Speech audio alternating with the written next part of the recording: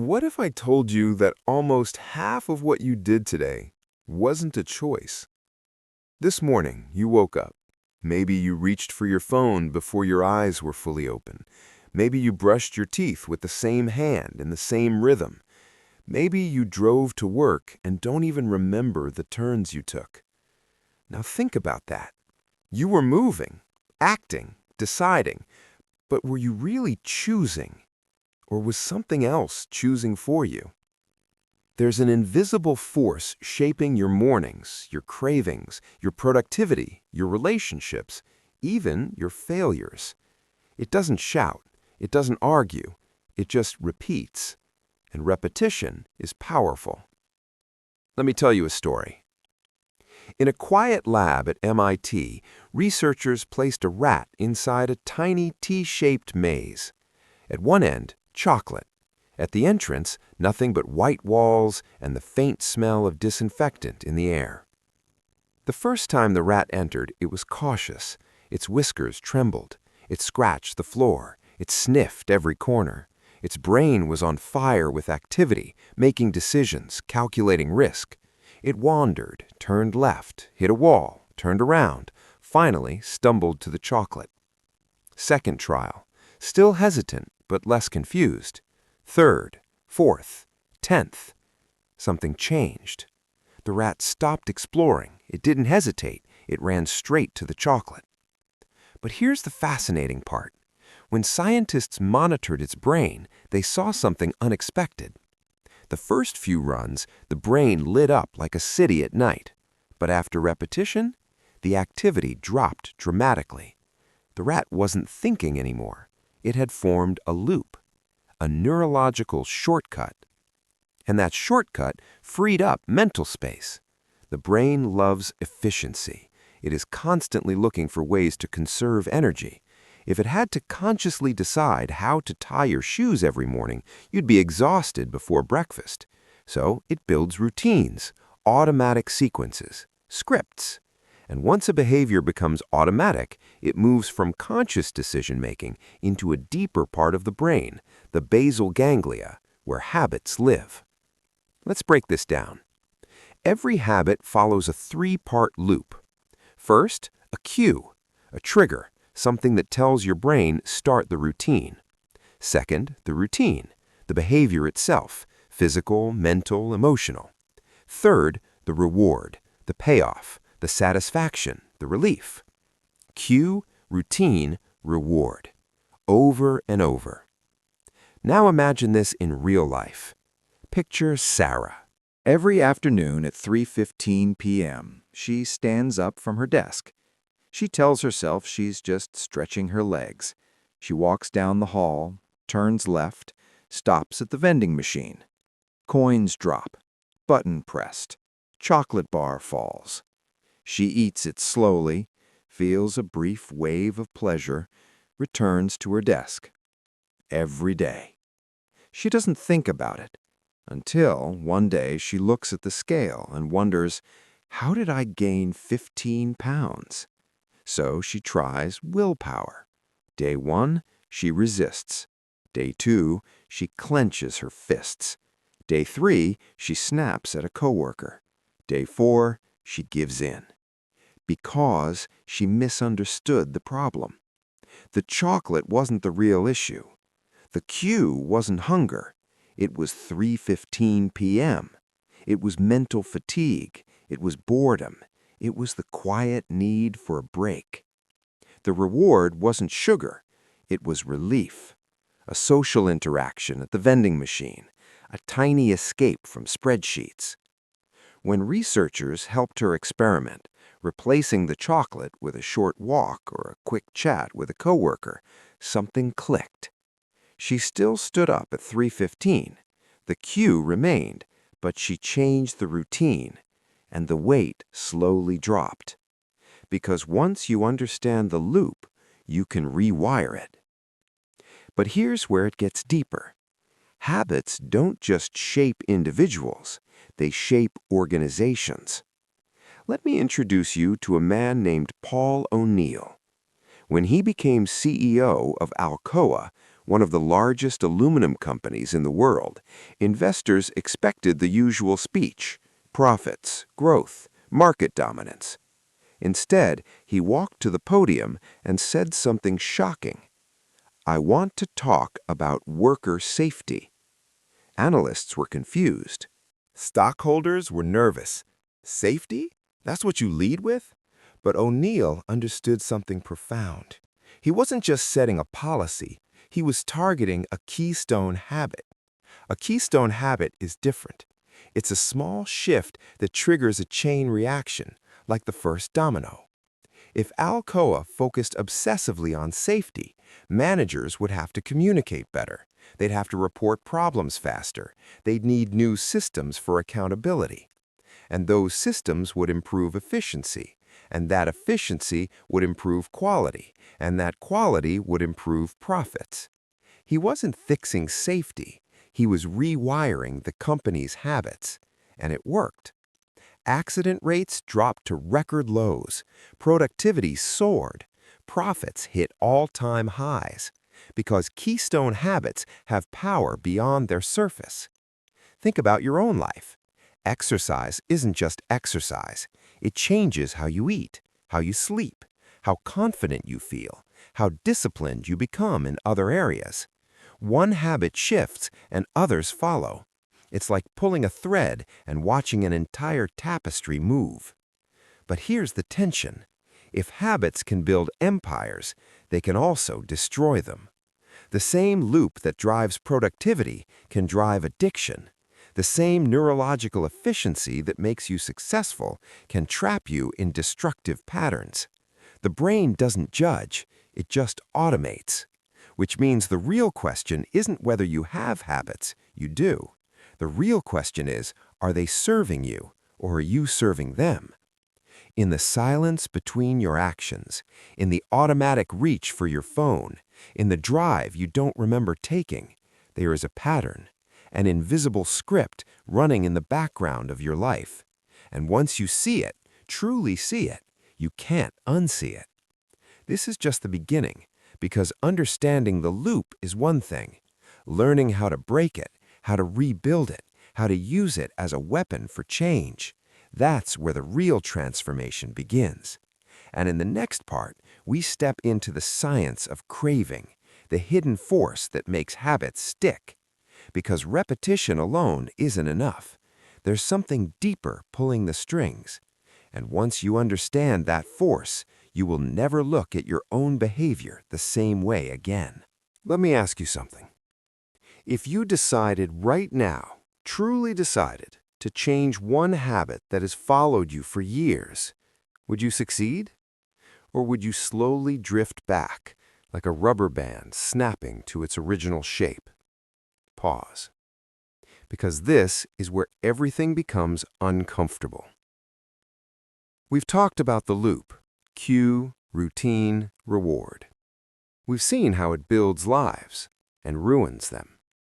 But here's the deeper question.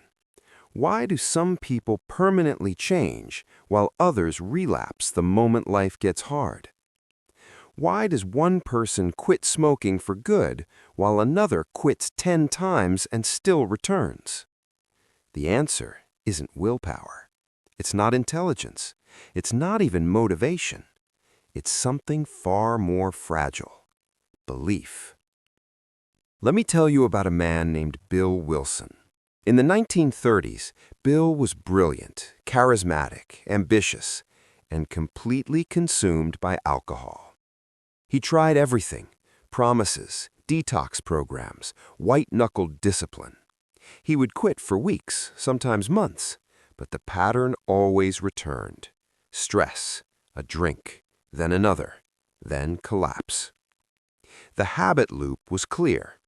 Cue: anxiety, fear, uncertainty. Routine: alcohol. Reward: temporary relief. He understood it logically, but logic wasn't enough. The breakthrough came in a hospital room, alone, weak, facing the possibility of losing everything. Something shifted, not because he discovered a new strategy, but because he encountered a community, a group of people who believed change was possible. That belief wasn't loud, it wasn't dramatic, it was quiet, repeated, shared. And from that simple foundation, Alcoholics Anonymous was born. Here's the key insight. Habits don't change when you understand them. They change when you believe you can change them. And belief grows stronger in groups. Think about that. Why does someone who fails alone suddenly succeed when surrounded by others walking the same path? Because belief is contagious. It spreads through shared stories, through eye contact across a circle of folding chairs, through someone saying, "I've been there too." Belief rewires the loop. It inserts a new response between cue and routine. The cue still appears, the craving still whispers, but belief creates space, and in that space, choice lives. Imagine a rope bridge over a canyon. On one side, your old habit. On the other, the person you want to become. Understanding the loop builds the bridge, but belief gives you the courage to walk across it. Without belief, you'll turn back at the first gust of wind. Now let's go deeper. There's something else happening beneath the surface, something even more powerful than belief alone. Crisis. Have you noticed how people often change after something breaks? A heart attack, a divorce, a public failure, a near-death experience? Why? Because crisis weakens old habits. It disrupts the automatic script. When everything is predictable, habits run smoothly. But when the world shakes, the brain panics. And in that panic, the loop becomes fragile. Think of a record player. Habits are grooves carved into vinyl. The needle follows them automatically. But a crisis? It's like someone bumping the table. The needle jumps. For a brief moment, the music stops. And in that silence, you can place the needle somewhere new. Companies experience this too. When profits crash, when scandals erupt, when leaders are exposed, suddenly behaviors that felt untouchable become negotiable. That's why smart leaders don't waste crises. They use them. They insert new keystone habits while the system is vulnerable. It's not manipulation, it's physics. Momentum is easiest to redirect when it's already unstable. Now, bring this back to your own life. Have you ever noticed that after a breakup, you start going to the gym? After a health scare, you change your diet overnight. After losing a job, you rethink your entire routine. Crisis cracks open identity, and identity is the deepest layer of habit. Here's the uncomfortable truth. You don't just have habits. Your habits are expressions of who you believe you are. If you believe you are not a morning person, you will defend late nights. If you believe you are bad with money, you will unconsciously prove it. If you believe you are anxious, you will reach for routines that confirm it. Belief isn't just about hope, it's about identity. And identity is sticky. That's why true habit change often feels like betrayal. You're not just changing behavior, you're challenging who you think you are. But here's the paradox. You don't need absolute certainty to change. You just need a small crack in the old identity. A whisper that says, maybe I'm not that person anymore. And that whisper grows louder in the presence of others who reflect a new identity back to you. That's why recovery groups work. That's why mastermind groups work. That's why fitness communities explode in January. Because behavior is social, and identity is reinforced socially. Your brain is constantly asking, what do people like me do in situations like this? If your environment answers, people like us stay stuck, you stay stuck. If your environment answers, people like us push through, you push through. The loop is still there, cue, routine, reward, but belief changes the routine you choose, and crisis gives you the opportunity to install a new one. Now, here's the deeper why. The brain resists uncertainty. Old habits are predictable, even destructive ones. But belief reduces uncertainty. It tells your brain this new behavior is safe, others have survived it, you will too. And once the brain feels safe, it repeats, and repetition becomes habit. But there's something even more unsettling. If belief and crisis can transform individuals, they can also control crowds. They can fuel movements. They can shape elections. They can ignite revolutions. Because when enough people share a belief, habits scale. And when habits scale, society shifts. Which raises a dangerous question. If habits can be engineered in companies, if belief can be cultivated in communities, who else knows this? Who else is shaping the cues around you? Who is designing the routines you think are yours? And what happens when this power is used not just to help, but to influence? In the final part, we're going somewhere bigger. We're going to uncover how marketers, movements, and even civil rights leaders have harnessed the hidden mechanics of habit to reshape the world. And there's a shocking realization waiting at the center of it all. Because once you see how habits operate at scale, you will start to question which parts of your life. Now let's go bigger. Zoom out. From the rat in the maze, from Sarah at 3:15 p.m., from Bill in the hospital room. Zoom out to cities, to corporations, to movements that shook the world. Because habits don't just live in individuals, they live in crowds. And once you understand that, you start to see history differently. Let me take you to Montgomery, Alabama, 1955. A tired seamstress boards a bus after a long day of work. The air is heavy, the rules are clear, the system is rigid. Her name is Rosa Parks. But here's what most people miss. Her refusal to give up her seat was not random courage. It was embedded in years of social habits, church gatherings, community meetings, shared routines of dignity and resistance. Movements don't explode from nowhere. They grow in small rooms, with repeated conversations, with trusted relationships. That's how habits scale. First, strong ties, close friends, family, church members. They create courage. Then weak ties, neighbors, co-workers, casual connections. They spread it. And finally, social habits shift. Suddenly, people like us don't stay silent anymore. People like us march. People like us boycott. When the Montgomery bus boycott began, it lasted not days, but over a year. Why? Because it wasn't just outrage, it was organized habit. Carpool systems, daily check-ins, shared belief reinforced every single day. That's the power of habit at scale. Now let's step into a different arena. Corporate America. In the 1980s, a company called Procter & Gamble was struggling to launch a product called Febreze. On paper, it was revolutionary. It removed odors at a molecular level, but sales were flat. Why? Because people with smelly homes didn't notice the smell anymore.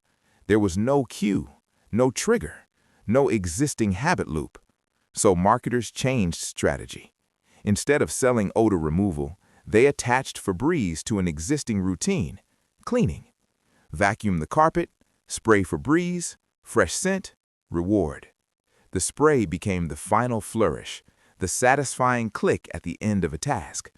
They didn't create a new habit. They inserted themselves into one. Sales exploded. And here's the unsettling realization. If companies can attach products to your routines, if movements can mobilize communities through social habits, then your environment is constantly shaping you. Your cues are not accidental. The notification sound, the layout of the grocery store, the office culture, the late-night glow of your screen, all designed, all nudging. The question is no longer, do habits control my life? The question is, Who designed the cues around me? And here's the turning point. Awareness is power. Because once you see the architecture, you can become the architect. So let's make this practical. Not theory, not inspiration alone. Action. Here is your 3-step plan for the next 24 hours. Step 1. Identify the loop. Pick one habit, just one. Something small but meaningful. Scrolling at night, snacking mid-afternoon, skipping workouts. Tomorrow, don't try to stop it. Study it. When does it happen? What are you feeling? Who is around you? What time is it? Write it down. You are becoming a scientist of your own life.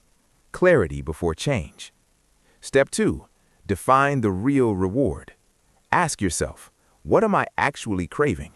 Is it stimulation, connection, relief, recognition? Experiment. If you scroll at night, try calling a friend instead. If you snack, try a 5-minute walk. If you procrastinate, try working for just 2 minutes. Notice what satisfies the craving. When you find the true reward, you unlock the loop. Step 3. Install belief. Tell someone, not the whole world, one person. Say, I'm working on this. Join a group, post accountability, create social pressure, because belief grows in shared space. And here's the most important truth. You don't eliminate habits, you replace them. The cue will come, it always comes, but when it does, you will have a prepared response, a new routine waiting. That is how identity shifts, not in grand declarations, but in quiet repetitions, day after day. Listen carefully. Your life is not a series of dramatic moments. It is a series of patterns, small, invisible, repeated. Your mornings, your tone of voice, your posture, your spending, your reactions. Habits compound, just like interest. 1% better every day seems invisible until a year passes, until 5 years pass, until you wake up in a completely different life. And here's the philosophical truth at the center of it all. Freedom is not the absence of habits, it is the power to choose them. You will always live inside loops. The only question is whether those loops were installed by accident or by design. Right now, somewhere in your day, there is a small habit quietly shaping your future. It feels harmless, it feels routine, but it is writing your story. So tonight, when you reach for your phone, when you react in frustration, when you default to comfort, pause. Feel the cue. Name the craving. Choose the response. That tiny pause, that is power. And if this changed the way you see your own life, subscribe, because we break down the ideas that quietly control the world and show you how to take control back. And in the comments, I want to ask you something deeper. What is one habit you've always believed was just who you are that might actually be something you can redesign? Think about it, because the invisible architect of your life is waiting for instructions.